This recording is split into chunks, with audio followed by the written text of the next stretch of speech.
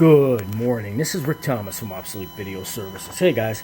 Alright, we got this Panasonic NV-3130 in from a client that's doing it for a customer. This deck has a lot of issues. So right now I'm trying to fix the problem. We did record a color bar tape. Alright.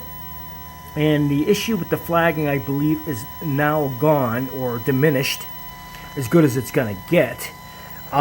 You do need to use time-based correctors with these machines, guys, which if you're trying to make perfect videos, it corrects a lot of those issues in the image.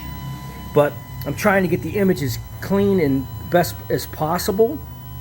So, you know, the customer was sitting there saying the actual flagging at the top was an issue.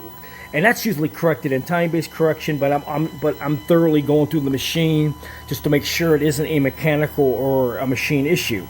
Which it really is. A lot of the noise from the video heads are coming from this brush, and you know, like I said, this brush has a wore-out flat spot on it, which creates noise on the disc. And there's a disc inside that's got all these lines in it that's grooved out. When that happens, that's caused from the brush assembly being messed with or somebody not setting it properly. In this case, the brush on top was messed with, probably by the customer, which ended out when they were using it, ended up grooving the disc. With both factors in mind, that creates a lot of noise. The contact from the brush to the head isn't really tight, and you'll get noise in the picture. Well, I changed out what I could. I changed out the brush. We tried to clean up the disc itself, and this is as best as it's going to get from what I can see. These switches were completely dirty. This machine wasn't been used in a very, very long time. Also, I noticed the alignment was off. Somebody is messing with the guides. This machine was messed with. Somebody who didn't know how to do this proper setup on it. We did replace the disc on the upper capstan roller that was split, which I had a new one. The rubber's changed out on it. The switches are very, very dirty, so we're going to really clean the crap out of these. Okay? So right now we're making a test tape. We're making a test color bar tape from a DVD color bar I have to make a test color bar tape to give them. But like I said, the tape that they gave me, that thing is just not very good. Wasn't recorded very well, and you're better off to use this one as a test, because color bar test tapes for these, you know, you can't really find them, so I'm actually making one for them. And anyways, this thing has a lot of issues.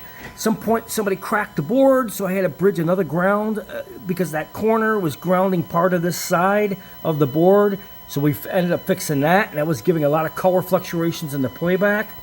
And this thing was worked on. It looks like somebody took all the boards out and recapped a lot of the boards, sections of the boards anyways. Put brand new capacitors in. And they did a fairly good job on that, but mechanics-wise, they really didn't know what the hell they were doing. And so, I warn you guys, if you get these decks, don't mess with them. If you don't know what you're doing, and you're going to do a Bobby Brady Weekend Warrior thing, you're going to end up causing more damage to the machine than you can actually gain. Then I got to go back and really fuck with it to get the machine back to where it belongs, because there's a lot of settings on these machines. And as you can see right there, we're getting a really good, stable playback with no flagging. So I think we got it as good as it's probably going to get. These tapes have an awful lot of dropouts, so when you see flakes and stuff, that's common. But I'm just trying to get the playback picture stable, which it was not doing with this brush and the disc, which is completely grooved out. He was right about that. He did mention that.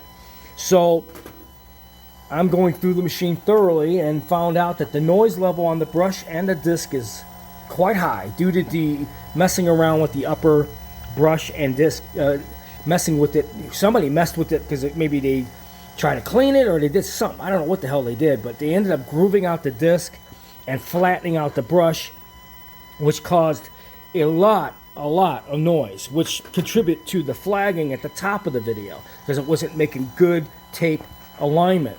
And then they actually ended up messing with the alignment, which is these two guides right here, which took the alignment off slightly because they didn't quite have it right.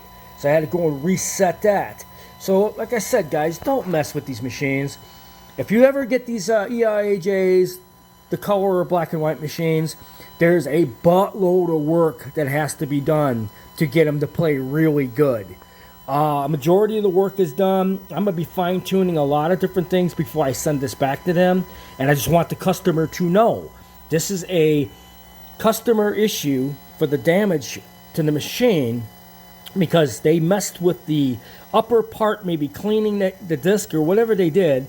They didn't put the video brush back in the correct spot.